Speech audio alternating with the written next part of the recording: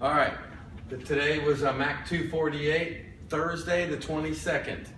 We're getting ready to take the test. Next class will be a test review, and then we'll have a test next Thursday as per the syllabus. What did we learn today? Well, we talked about meeting one, where all 5 phases of a project management lifecycle were in place. In this meeting, they decide to take action by testing the theories from the Boy Scout walk.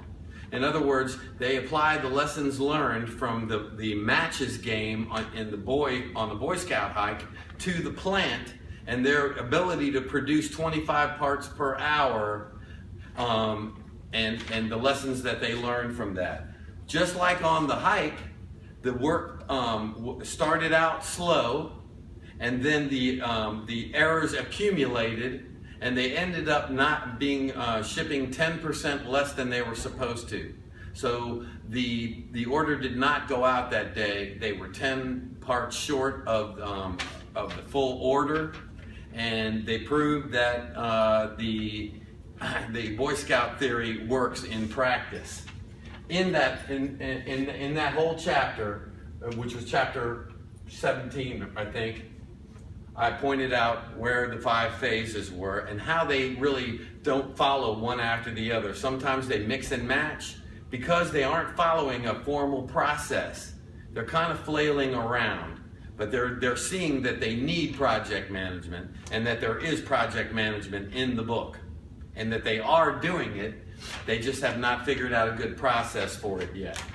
They're trying to improve the plant and save their jobs.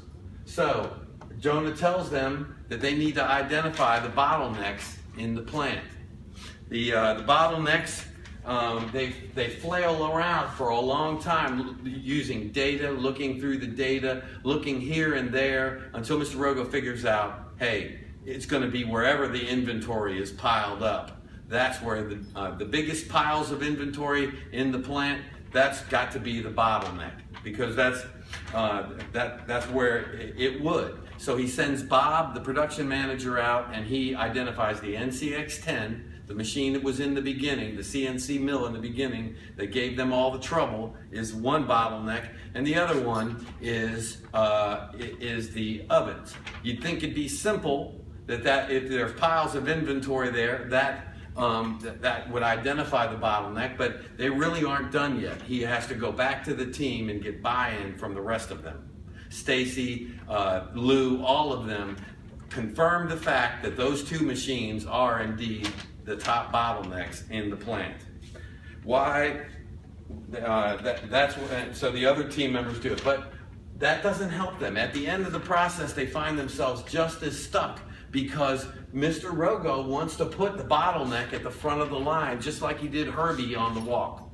He says, if I put this bottleneck, then everything will go through it, and I will be able to meet my orders when I make the capacity of this bottleneck match my demand.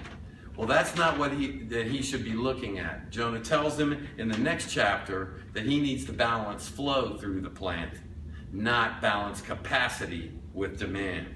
So that was the third thing. Jonah talks to him on the phone and then makes a surprise visit. He walks right out onto the floor. He looks at their bottlenecks. He asks 7 questions, and that was your homework. Read every time I pointed out this question, I want you to know how they answered it and what that opened up to them to discover the ramifications. And I said that Jonah's teaching method is the Socratic method, invented by Socrates, the Greek philosopher, from so long ago. You can present conclusions to people, and they will maybe use them, but after a while, it'll just go back to the way it was.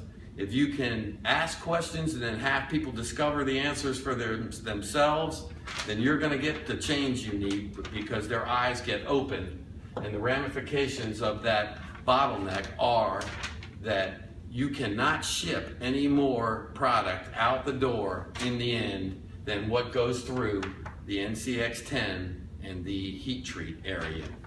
It completely limits the output of the plant to these things. The ramifications of that are huge, If you lose an hour of time on the bottleneck, you lose tens of thousands of dollars, not just hundreds of dollars. So that's what we learned today. I asked you to read those 2 chapters, and in light of those questions, make little notes. The test will be on pages 1 through 161, and you're responsible for reading that text very well and comprehending what you read. Thank you, and we'll see you Tuesday.